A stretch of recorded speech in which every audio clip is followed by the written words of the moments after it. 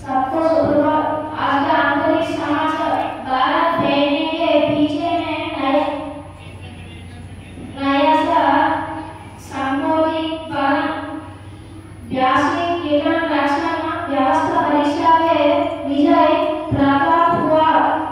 राष्ट्र समाचार। स्कूल जाने वाले सभी बच्चों को तारीखी वंदन पथकम नारा लोकेश ने पढ़ा गया। रेलवे बजट के लिए एपी को 9,751 करोड़ रुपये रेलवे का शाखा मंत्री अश्विन विश्वास ने जारी किया। के समाचार। 100 करोड़ नंबर के लिए अंबानी ने और शब्बार निकाल किया। आजाद का फार्मा निरीक्षण